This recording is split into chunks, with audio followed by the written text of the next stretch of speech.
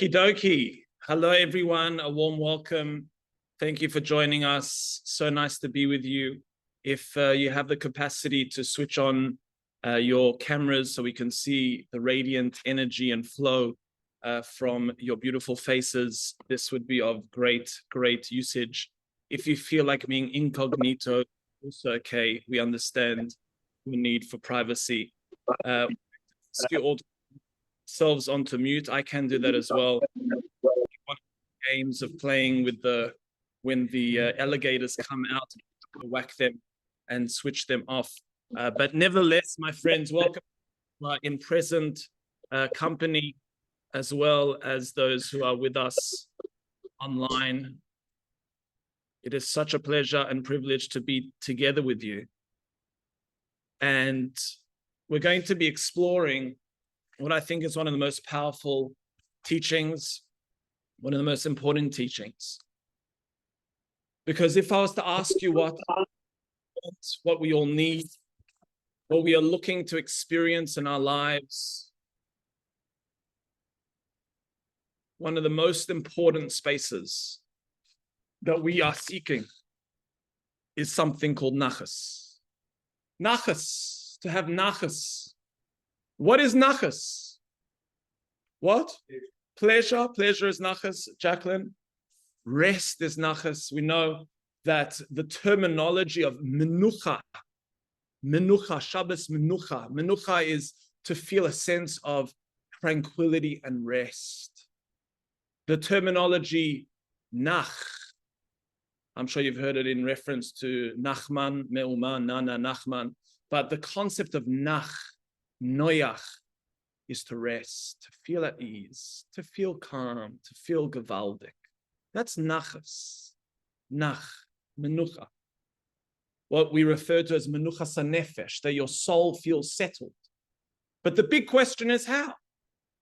That's the big question that we as humanity are seeking answers for. What does one need to do to experience menucha?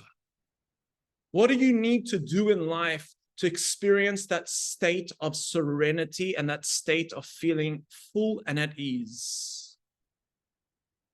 So who better to look to than Rabbi Nachman himself in his teachings of Likutei Maharan? We're going to go through some very deep teachings. We're going to try and experience the powerful words that reveal secrets. And after we experience those words of Likutei Maharan, we're going to look at a Zohar, one of the most powerful Zohars, which is the epicenter of spiritual wisdom. And then we're going to conclude with a story, not a story of today, but a story of great depth and symbolism that we can take with us into our lives. So let's begin. The teachings of the Likutei Maharan say as follows. I'm going to read a little bit in Hebrew and a little bit in English just to get the Hebrew words, just to allow them to soak into your soul and experience what it's saying. It says like this, Ki ishi Yisraeli, you want to experience menucha, you want to experience a sense of tranquility. Tzarich tamid listakel v'asechel shel kol davar. What you need to do is you need to tap into the inner wisdom and intelligence in everything. What does that mean? How do you discover the inner intelligence and wisdom in everything, in every matter, in every entity? Ulekasher atzmoi ela chochma ve'asechel sheyesh b'chol davar. So now let's look at this now. Here we are as human beings. What are you connecting to? What is there to engage with? What are you experiencing when you're engaging with another entity, with another human being? Are you experiencing form? And what Rabbi Nachman is saying to us, behind every energy force is something called chokhmah. What's chokhmah generally translated to be? Wisdom. But the Kabbalists reveal to us that chokhmah means one of the greatest wisdoms is to experience something called the koyach ma. The koyach ma is the strength of whatness. Now listen to how this is a secret key to experiencing tranquility. It says like this. Ki asech hu or gadol umer loy b'chol derachav. Chochmas adam tayir panav. Understand the following. When you look at a person's face, and you know this, if you want to include someone in a minyan, in the quorum that we daven in, you know what one of the most fundamental prerequisites is? To see their face. If you don't see their face, you can see their foot, you can see their hand, you don't see their face, it's not included in a minyan. You know why? Because we Jewish people and the energy of the Torah and what it represents as the spiritual wisdom is obsessed with one thing and one thing only. That is light. That is energy. And what streams out of a person's face, this is parenthetically why in Judaism we don't require people to cover their faces. Maybe they have to cover their bodies. Maybe they have to cover their heads. But the face never needs to be covered because there's an illumination of energy. Now, why is this something that is so fundamental for us to experience tranquility? Listen to this. And you'll see what this has to do with Nachas. Listen to the second paragraph. Have you ever heard of the chinas chet? The concept of the letter chet. The letter chet, yeah, it looks like maybe like a little high-rise building, you know. That's the letter chet. An upside-down box. The letter chet comes from the lashon, the terminology of chiyus. Chiyus means energy. When you want to deal with the letter chet, it represents energy. Now, what we are discovering here is that life and every entity within life is an energy form, and behind everything that your eyes see is energy. Now understand, he says that behind everything is this energy force. Now listen to what he says now in the third one. Now,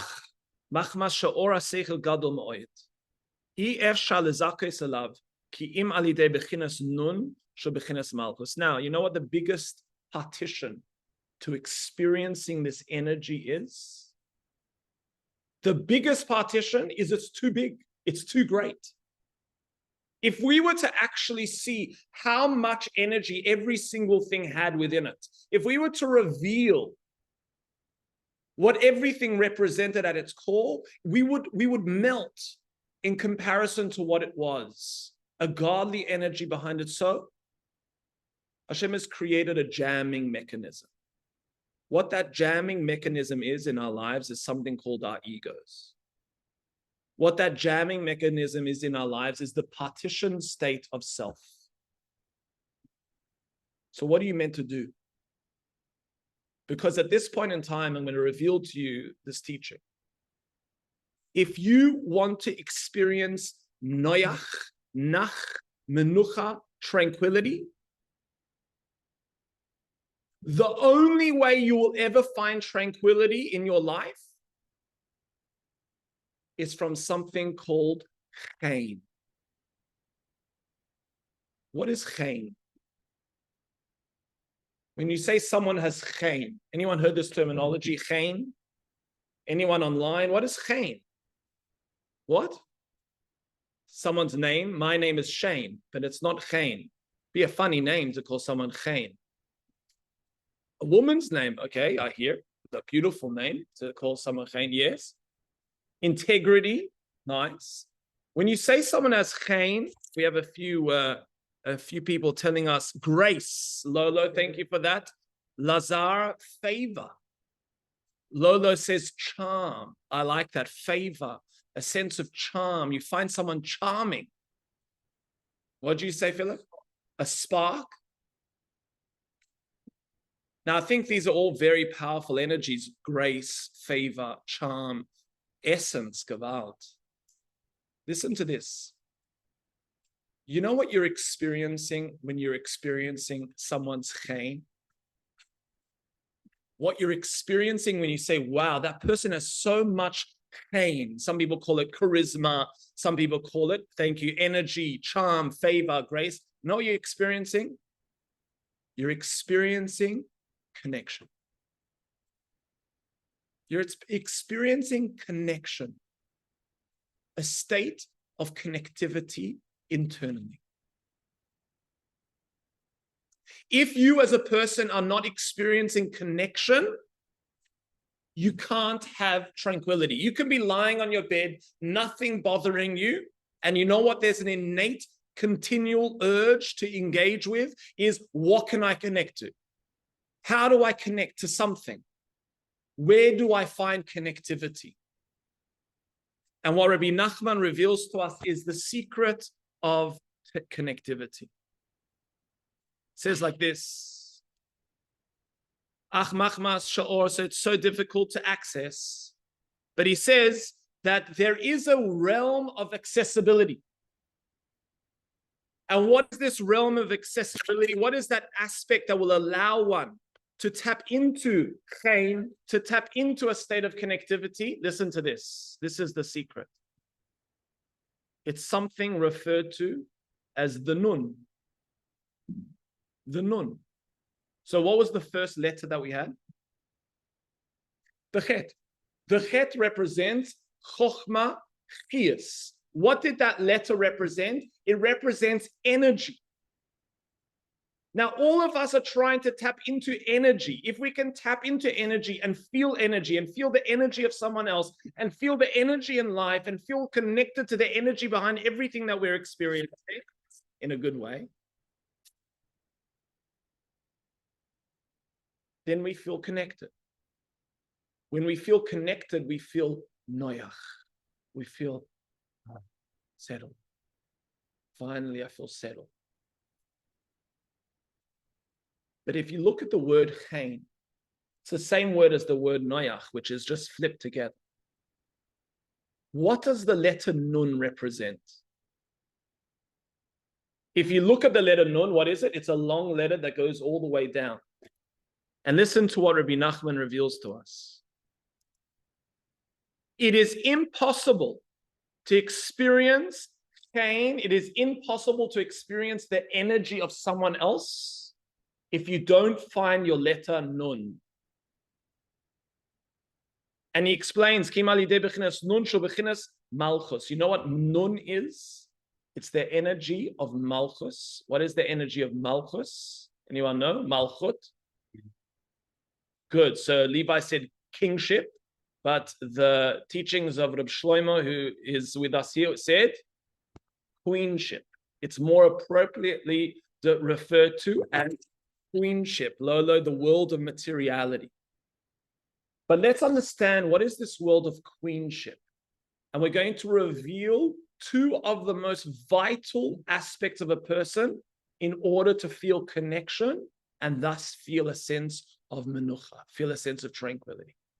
But what we've just discovered is the letter ches, chokhmah, energy, light, what we're seeking. And that behind everything is that energy.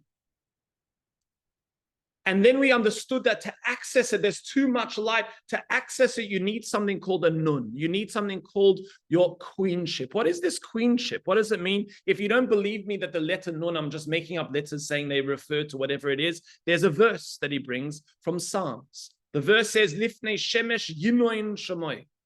A reference to the word nun. He says, before the sun, Hashem's name will be revealed, and it's a reference to the word queenship.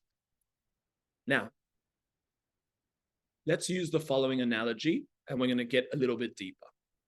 What in life, what in our material world do we see that has a similar nature to this relationship between light and accessing that light in darkness? So what Rabbi Nachman brings to us is at the bottom of the page. It says, V'zeh bechinas levana. This is the energy of the moon. If you look at a moon that has no energy and no light of its own, The light of the moon only shines in its reflection of the light of the sun. The moon represents this energy of queenship. Now listen to this. This is the fundamental point. The leis la megarma klum. The moon has nothing of its own. It comes to an awareness that it is empty. It comes to an awareness that it is not there to provide light. It is of a completely empty vesseled state. Rather, what it accepts from the light, which is the ches, shebechinas chochma, bechinas shemesh, which is referred to as the sun, nase ola vanakorachama. You can transform the light of the moon into the light of the sun. Okay, this is all very Kabbalistic teachings. And let's understand how this is going to refer to us. What he continues to explain is, okay, if we look at ourselves as entities, let's imagine we are all seekers of light, we are all seekers of connection. But at the same time, we are individuals that are in a reality of physicality. We are in a partitioned space where the light is blocked. We don't know how to access it. What most people do is they try to fabricate that same light. They try to find some light that they are able to glean off in different areas of their experience of life. But it's not the depth and the essence of where the light is found. Let me give you an example. Just before I met my wife, I was in a taxi. And the driver saw me, said, wow, you know, you look so nicely prepared. I had my nice tie, orange tie. And he asked me, where are you going? So I said to him, I'm going on a shidduch, going to meet my potential spouse, going to the King David. So he says to me, why do you look so nervous? So I said to him, listen, I have to prepare what to say. There's a lot to think about. I have to ask her questions. I have to, learn things verbatim from what's happening in the news, interesting comments, interesting things, create some energy. I'm nervous. I haven't spoken to a woman in, 5 years. Well, I have to, be on my best behavior. He said to me, listen, buddy, just relax. What you need to do, come in there not preparing anything. Just come there and connect. Come there with nothing. He gave me 2 other pieces of advice. One was to smile a lot, and the other was to sit up straight. In yeshiva, you don't, yeshiva, you sit like this, back down like that. Put my hand up for some reason here. Someone's asking. So listen to what happened there. The energy, the influence, the impact of what he said to me was this.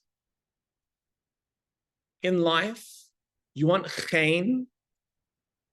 In life, you know what it means to feel a state of connectivity? It's not about what you can present. It's not about what you have in your mind. In life, what connectivity is becoming an empty vessel. You show up without anything in your basket, just open energy, open space. And what you are open to is the energy flow. What you are open to is a reality and an awareness that everything is made up of chokhmah, koyachma, a sense of what is the energy behind this? What is the whatness behind this? It's endlessness. And you open yourself up to that space. Unfortunately, what transpires is the preclusion of that. What most people do in life is experience life from a state of intellect, experience life from a state of, what do I see immediately in front of me? But they don't understand what is behind what they see. I'll give you another example because Phil is here. I used to go with Phil to the gym. And one of the aspects that they had on the escalator, or the elevator, the lift there, it said on the mirror there, it said, hello, gorgeous. Hello, gorgeous. Made me feel good. Thank you. At least, someone appreciates me. And I started looking at myself in the mirror and thinking, 1 second, who's it referring to? What part of myself is this referring to? Is it my exterior, my external self? That's me. That's the gorgeous self. Or is it the energy that's behind me? Is it the energy that's inside of me? Is it the chokhmah, the endlessness, the vitality that's inside of me? And it was a very unique juxtaposition of experience in myself, in looking in the mirror, but then seeing, 1 second, that's not what I actually am. I'm looking at myself in an external way, which is not even me.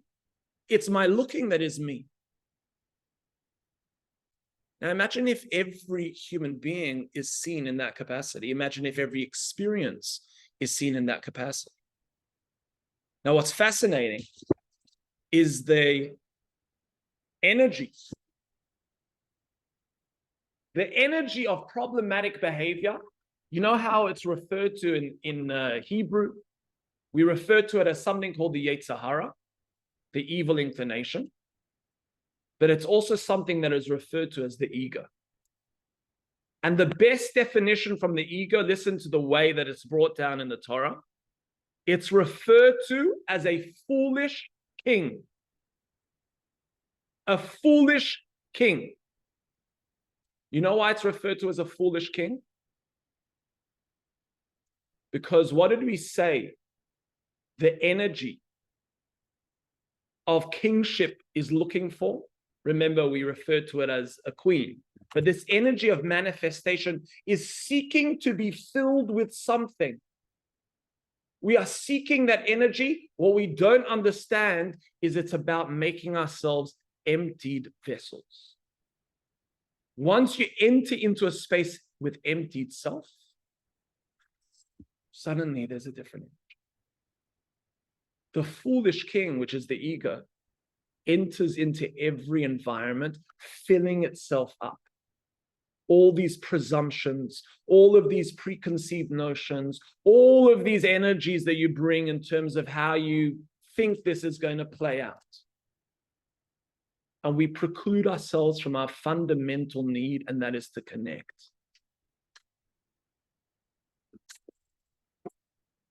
My friends, is the concept of Nachas here. Because Nachas is the letters, he writes, of Nun, which we said represents this queenship, this entity, this vessel, this part of you that has entered into the material world so long and divested in this space. Nachas is the makeup of the letter Nun and Ches together.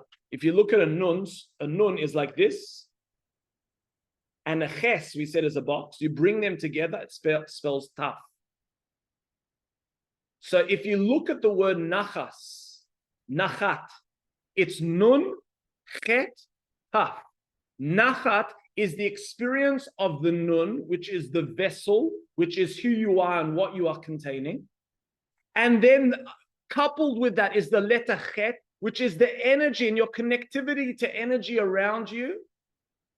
Combined into one is the Taf. Spells Nachas. So when you say to someone, may you have Nachas from your kids, what you're saying is, can you garner? We bless you that you garner and you experience their energy and that you resonate with their energy.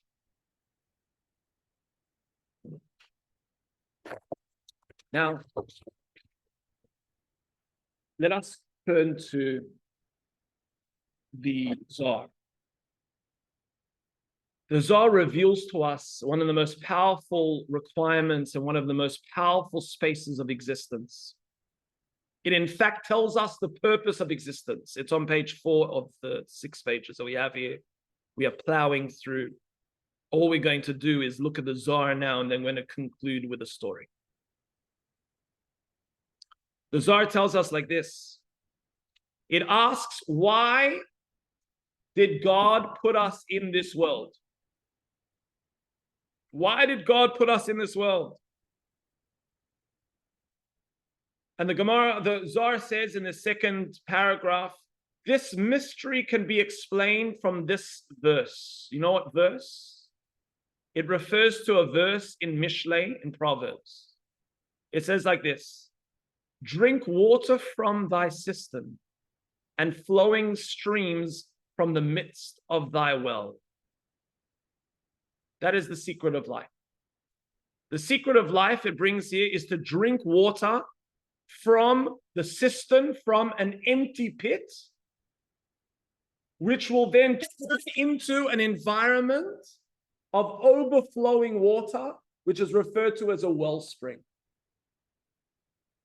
Why is this such a vital teaching? So listen to how the Zohar concludes. This seems very, very unique. Listen to the final Zohar. When the soul ascends, the desire of the female is stirred towards the male. And then water flows from below upwards. And the system becomes a well of flowing waters.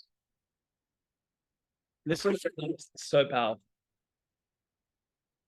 If you think about relationships, you think about love, what the Zohar is revealing to us is that when the cistern itself, the empty pit, feels a sense of emptiness, what transpires is there's a desire for it to be filled from without. What most people live their lives doing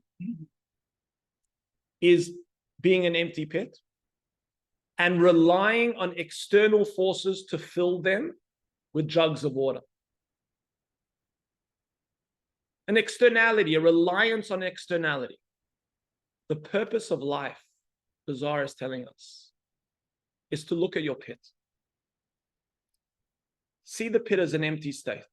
It's empty. It itself is unable to have any energy of its own.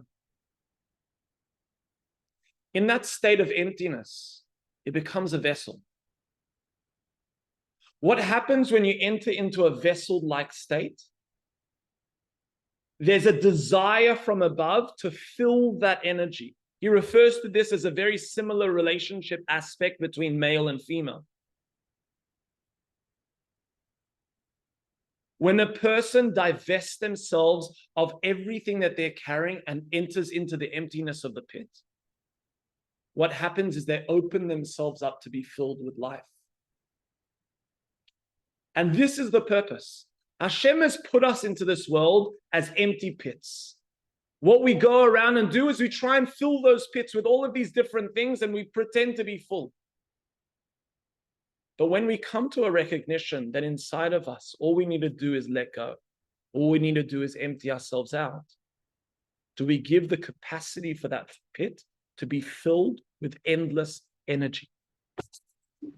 At this point in time, are there any questions? Yes. Gavin. I came to a late, I couldn't get it earlier, and I'm trying to confuse if the pit meant to be filled by myself or by another person. My second point is that each day society, it is what is in it for me today. Yes. You know, it's about me. It's not really about pain. It's not about pain necessarily. Well, I don't see it in today's world in connection. Okay, so what Gavin has shared with us now as a question for those who didn't hear is your second point is life doesn't seem to be about connection. Life seems to be about what can I take? What can I get for myself? And the first point was, who fills this pit? Am I filling this pit myself? Does someone else fill this pit for me? And that's unfortunately the way that we've been taught to live. Someone else is going to fill your pit. Someone else will come into your life and fill it up for you. And if they don't, I need to find a way to make myself busy, find a way to fill up my life, find a way to find that light for myself. But the answer that Rabbi Nachman is revealing to us, where we want to experience connection, What we are seeing here is connection is something that is innate in our DNA. It is innate to our being. It is innate to every single thing in existence. But what is the biggest thing that is standing in the way is that our pits are perceived to be full. Our pits are perceived to be in a space where there's nothing else to fit in. As the Kotzker Rebbe said, there is nothing as whole as a broken heart. What does that mean? It's not a state of depression. It's not a state of feeling broken. It's not a state of feeling disheveled. It's a state where you open yourself up to another framework of experience. That framework of experience doesn't come immediately from your head in terms of how you're examining the situation, how you perceive it in terms of your intellect. It comes from slowing down. Now, we have a question from Oriane. Oriane is asking us, how do we empty our vessel? How do we empty our vessel? What do we do to experience an empty vessel? So if you experience yourself right now, is your vessel a vessel that is empty? Or is your vessel full? How much room is there in your vessel of self? Any quantities here? It's quite a personal question.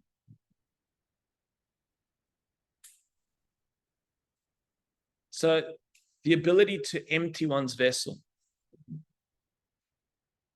is an energy force that a person needs to engage with in three capacities. The first way to empty your vessel is to create healthy boundaries for false spaces of fulfillment. And that's where the first aspect of one's soul is put into check. And that is the energy force of your nefesh. The nefesh seeks to fill itself. The bodily self seeks to fill itself with experiences of this world to give you a sense of energy and give you a sense of endlessness. Food, pleasure, travel, experience, all forms of energy. But are they at the preclusion of the innate energy that you're able to experience in everyone and everything? The innate energy that's inside of yourself. So the first step is healthy boundaries, which the Torah comes into play to tell us about what one can do, what's considered a healthy interaction with the world in terms of fulfilling your energy. So food, we see, is governed by the laws of kashrus. Work and making money is governed by the laws of Shabbos. Sexuality and that form of connectivity is governed by the laws of family purity. That's the first step. If a person doesn't have that healthy boundary to fulfilling or perceived fulfilling of their pit, then they don't give themselves an opportunity to actually access what's there. That's the first step. The second step is to allow one's experience of the emotional world, because that's a huge preclusion of a person's experience of the emptiness of their vessel. If we sit here now, when we come into ourselves, we immediately feel our emotions. Our emotions are bombarding us. There's different feelings. There's different elements of perception.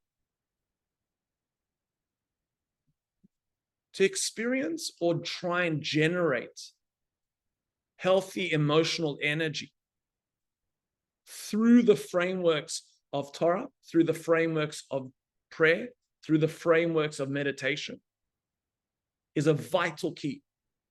To experience energy forces of gratitude, to experience energy forces of love. I just came from a Chayenu engagement, which is a space for kids with cancer from Israel. And I was blown away by one of the kids there. 16-year-old. Actually, he's not, he's 18. He says to me, I asked him, do you believe in alternate medicine? Do you believe in, he's studying biology, he loves medicine, he loves. So I asked him, what is his thoughts on this? He says he believes in whatever is going to give you a positive mindset, whatever is going to create positive energy in your life. And he said that what gave him, he says this came from his own words, what gave him that affliction was his heaviness and his stress state, and he had a bad group of friends. And what healed him was shifting his energy and mindset to connection. This is his words: connection to people, connection to everything around him, and a positive, relentlessly positive attitude and energy. Unbelievable. And now he said he's in a healthy state now.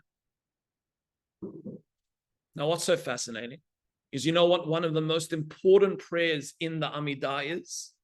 One of the most important prayers in the Amidah is the prayer of Moedim. Moedim means I am in a state of gratitude. I'm in a state of positivity. I have to remind myself that I'm actually a positive energy force, because my innate energy is one of connectivity. So my engagement on a daily level, reminding myself of that energy, is a vital component.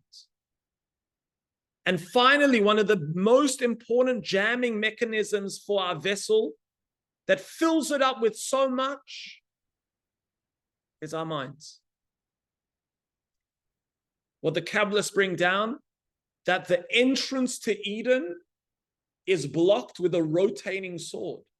You know those double-edged rotating swords? That double-edged rotating sword that's preventing us from entry is our thoughts. Constant thinking, constant analysis, constant examining. And the study of Torah purifies the mind, the engagement with quietening the mind and tapping into something called our chokhmah. Our chokhmah is our deeper wisdom, which is referred to as our consciousness, is the only way you can then empty your vessel. So if we look at the totality of our 5 levels of self, we have something referred to as our nefesh, which is the body, something referred to as our ruach, which is our emotions, something referred to as our neshama, which is our intellect, and then above that we have our consciousness, and then our meta-consciousness. If we are stuck or filled in our pits in any of these spaces here, there's no room for that chokhmah to pour into the emptiness of self. To empty, you start off with a nefesh, you then go to the ruach, you then go to the neshama. You need the body to have that borders and guidelines. You need the emotions to have direction and to have fruition and to have a healthy space of expression. And you need the mind to be filtered and give it the ability to elevate into a space of consciousness. In that space of consciousness, you know what people talk about? When you hear the word consciousness, consciousness is one thing. To be conscious means your energy experiences the energy outside of you as well. That's what it means to be conscious.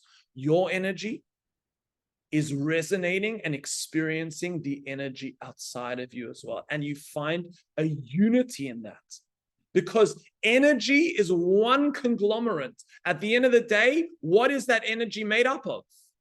It's made up of the endlessness of God. So once you've discovered your innate energy that's flowed into you by making that vessel into an empty state, do you now have the energy flowing into you to then be able to resonate with all the energy around you? That equals Nachas. That equals menucha. That equals a state of chen. I experience life from a state of chen, grace, connectivity. Yeah, what's your question? Thank you very much. Just 3 quick points. I feel like we're having the dessert here. I feel like I missed the main course and the soup. In the sense of having a background would help me grasp this a lot better. I feel that very simplistically, I find this difficult to understand, to get my head on perspective, I'm from a Western mindset. But for somebody to explain it as best as I can, if I'm giving empty life, Yes. and then also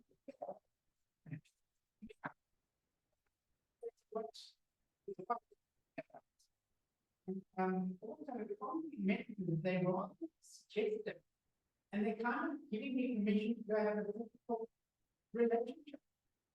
I hear the terminologies in terms of the Zohar, which is suggestive, but we need to understand the allegorical nature of what is being spoken out. And it's a fundamental understanding when we refer to our feminine and masculine energies, when we refer to our queenship, which is a feminine energy, and the flow of energy into our lives. Every single individual has this as a masculine energy. That is a fundamental understanding on a Kabbalistic level. So you're right. There's a lot of preface to these terms and concepts to understand them fully. But what we're seeing here, Gavin, is where we tend as human beings to fill our pits by watching a soccer game, by going shopping. What transpires after that is simply another experience of emptiness. What transpires from that is a reliance on all of those external elements to fill you up. And if you recall the words of the Zohar is our point in life is to transform from being an empty pit that's filled from without into a wellspring that is filled from within. Imagine if you live life, imagine you walk down the road and you're not thinking, what's next to fill me up? Where am I going to eat? Who am I going to see? What am I going to experience? What is my entertainment? How much money am I going to make? Who's going to phone me? What do I need to avoid? Imagine that's not what life is about. Imagine what life is about is an innate flow that is transpiring inside of you. And then all you're doing is walking around experiencing that state of connectivity and fruition and flow in everything else around you. I know that's not what we're taught by a consumerist environment, because this means technically you don't need much. Yes, you can if you are able to create emptiness. Now, it doesn't mean, gosh, I'm feeling so empty, I need to fill myself. What emptiness means here is nothingness. What emptiness means here is that I'm not relying on anything to fill me up, and I relinquish the thingness of myself, the egoic state of myself. When, as we saw, the body, emotion, and the mind, which we seek constantly to fill us up, is no longer the port of call. These are mechanisms that are there to support the ego, but it's not the essence of self. Yes, Levi.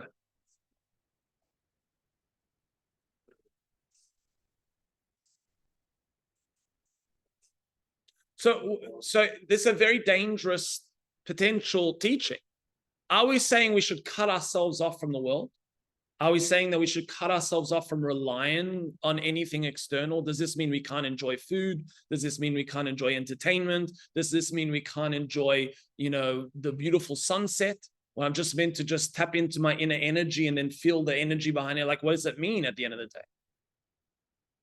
So what this means is, in fact, you're going to experience life on a much deeper, more filled with vitality experience.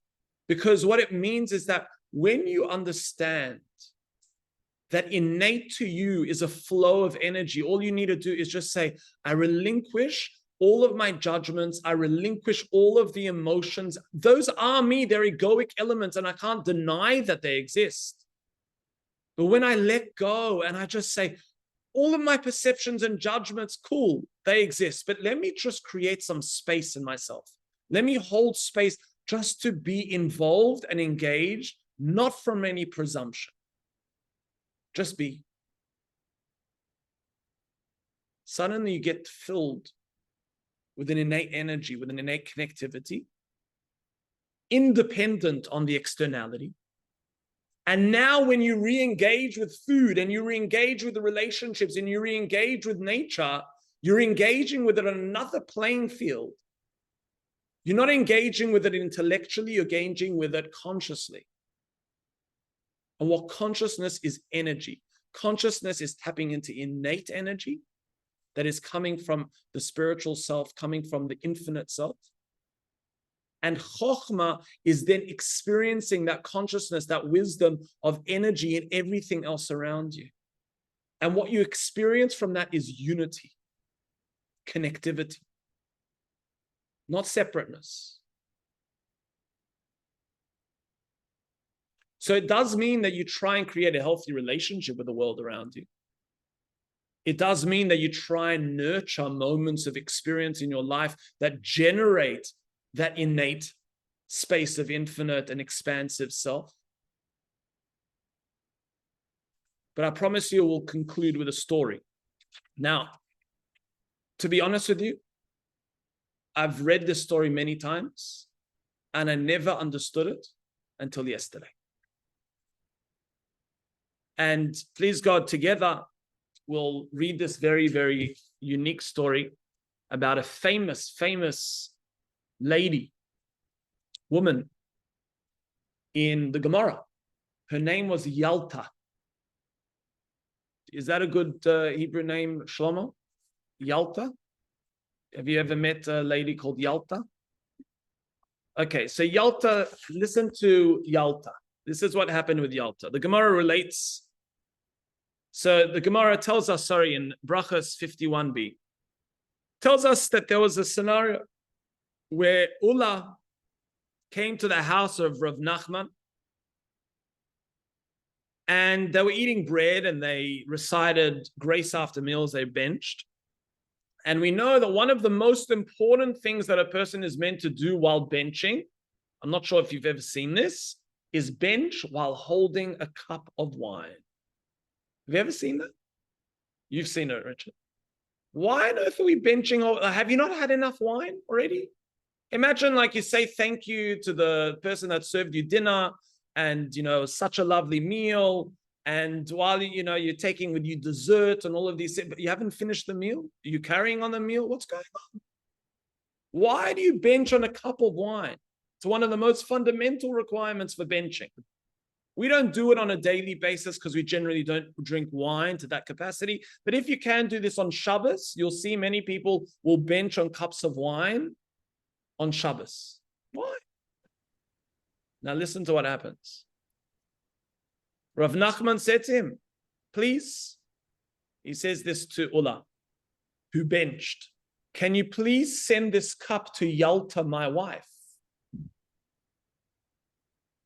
It's a prerequisite to send the cup that you benched. That's such a cute thing. Send the cup that you benched on to your wife. You'll notice this.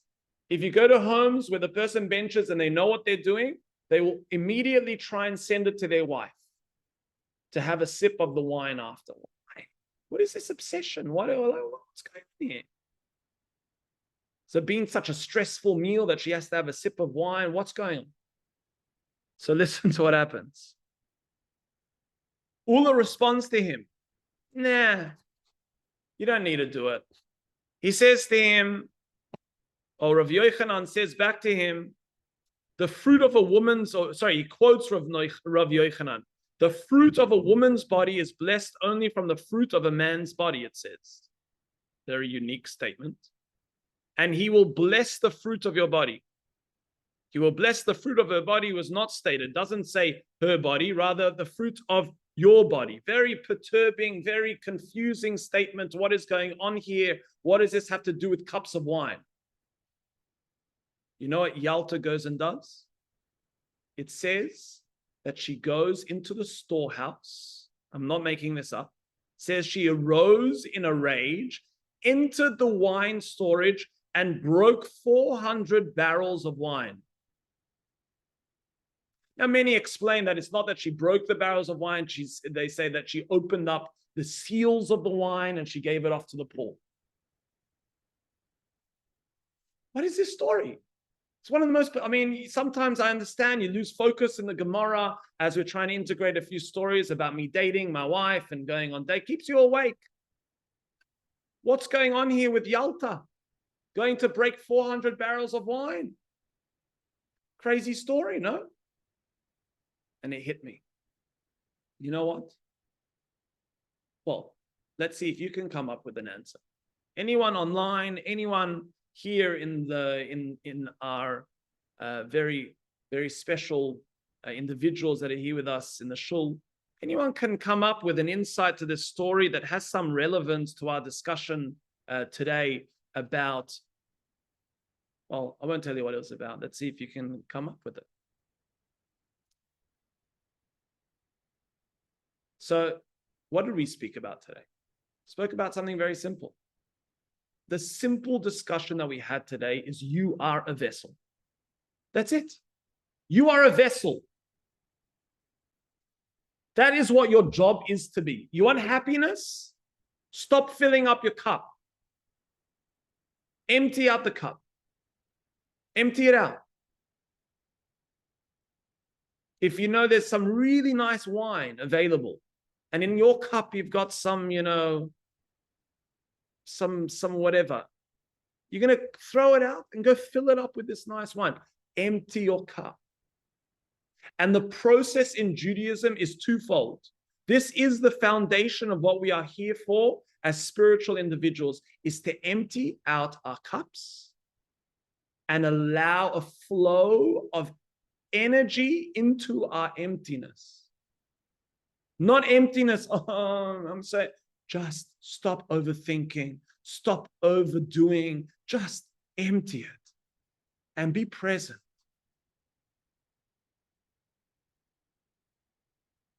And what we have in this story is a scenario where Yalta represents this energy of the cup.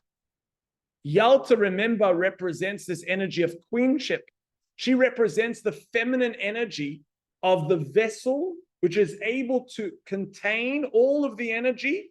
And that is the foundational part of all existence, is the queenship, is the feminine energy inside of us. The Jewish people are referred to as Hashem's wife. It is our feminine energy, the vessel. Now, what happened here is these two rabbis were engaging with benching. Benching is the flow. It's all about the flow of energy. Hazanes ha'olam kulo, all of the energy flow in the food, in everything that comes into my life. That's the energy flow. It's very important, parenthetically, that when a person benches, they create vessels on their table. They leave a little bit of challah that the energy can flow into. You shouldn't have a knife on your table.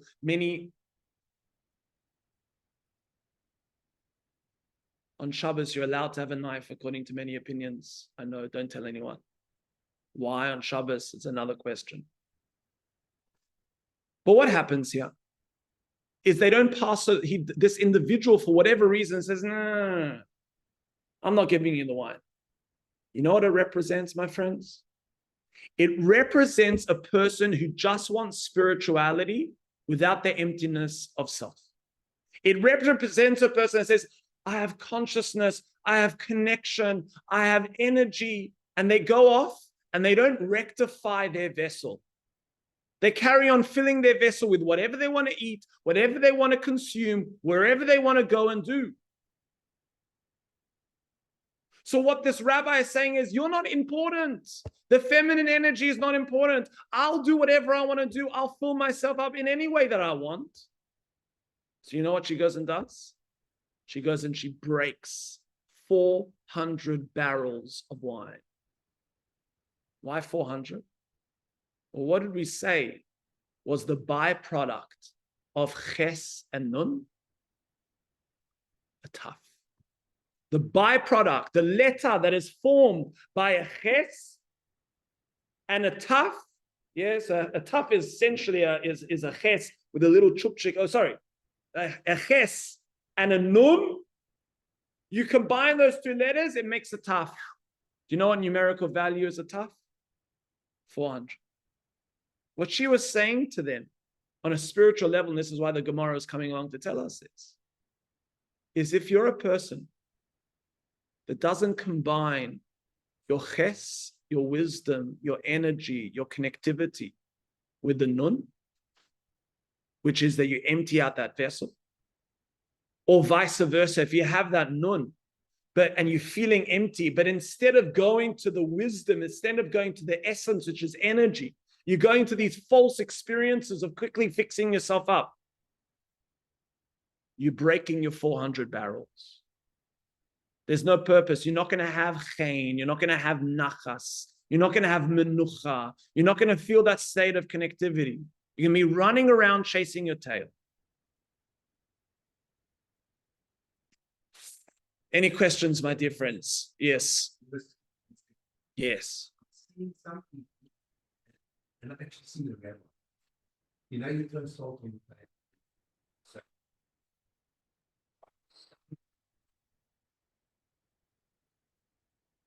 So the salt, interesting where we have the concept of salt on the table, is the salt is this energy of thirst. If you look at the salt, it comes from the space of the sacrifices, where the lower sacrifice, which was offered up with water, when you evaporate water, the salt is left behind. And the upper waters and the lower waters are combined, but the salt is left behind. So this longing, this is what we long for. We are in a state of longing, and our longing is for energy. Our longing is for connectivity to the infinite that is found within everything. What we delude ourselves into thinking is the more we fill ourselves with externalities, the fuller we'll be. The only thing that can ever fill us is emptying the vessel, is allowing the flow of that innate energy that's there. Is to realize you can't fill yourself, and your job is to transform into a wellspring, because what then happens is from within you that flow of energy transpires. And this is why God sent us into this world. Because God could have easily created an environment where it was just flowing energy, none of this partition state of ego. But you know what you achieve when you empty out your vessel and you allow it to become a conduit for energy? What you achieve is you elevate that vessel to the infinite. And that is one of the greatest achievements that God has given us the ability to do. God has given us a gift, and our gift is transforming that which is finite into infinite. When you take that Kiddush cup, all it is metal. You make Kiddush on it, it becomes a Kiddush cup. You can't use it for external things, other things. It's elevated to a state of Kedusha, of holiness. That gift is given to us by Hashem to transform our empty vessels into vessels for the infinite. That's our opportunity in life. And that's how a person experiences Nachas. Okay.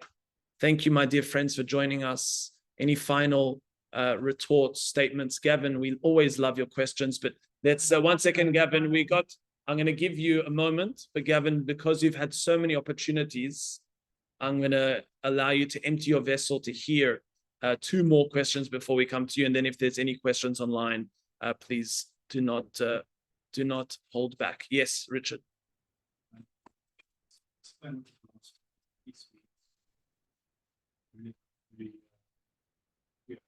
The last, the one about words from rags and lice. Yeah, that's gonna be another class in itself. Yeah. Yes, Jacqueline.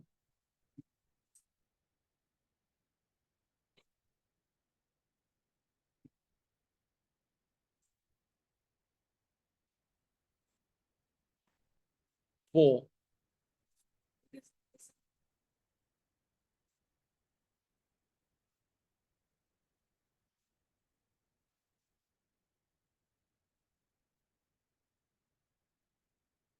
Interesting. You might, yeah, send it to me. Yeah. Any, Gavin, final question here.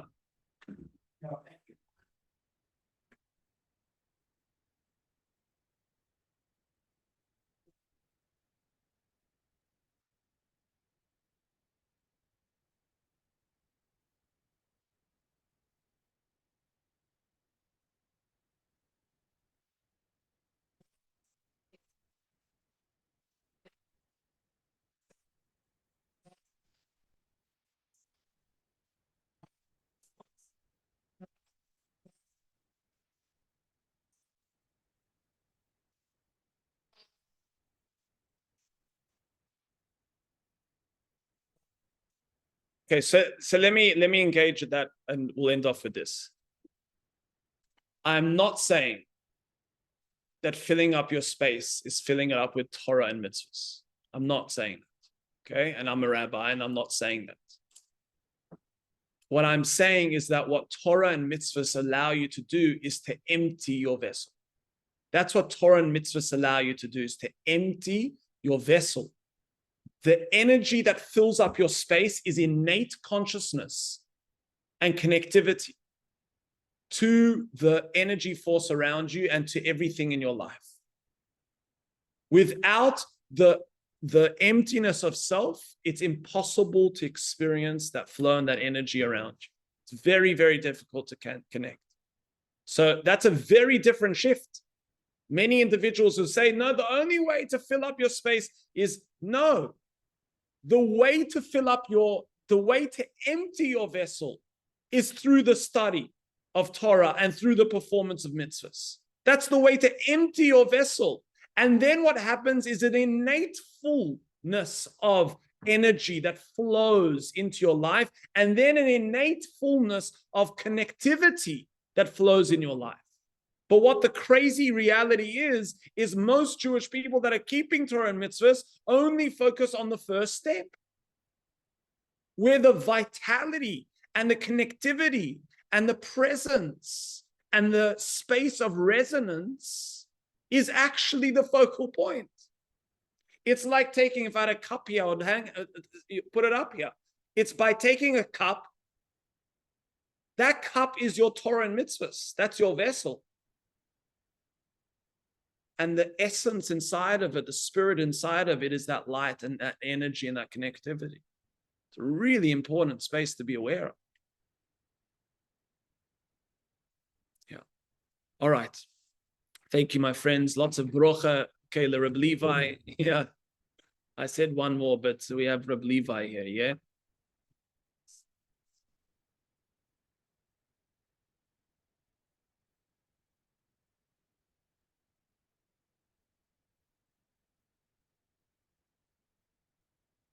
That's a really interesting question. You know, can you ever experience too much positive energy and experience on an external level?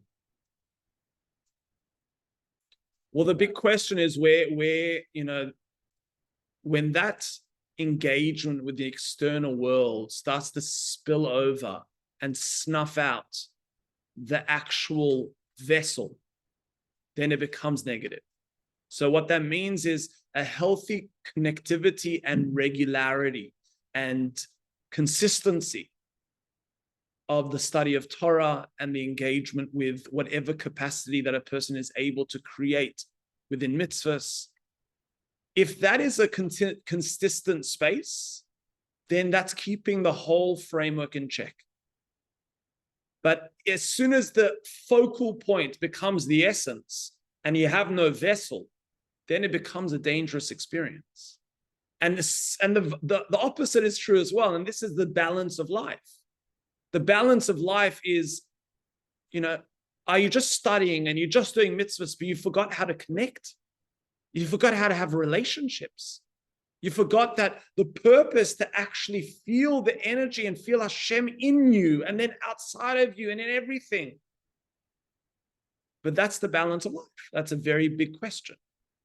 But I think the Torah is there to guide us to where there's a sensitivity to retain that inner awareness, and it becomes not a reliance on externality. All right, Chevra, lots of brocha. We look forward to seeing you next week. Thank you for joining us.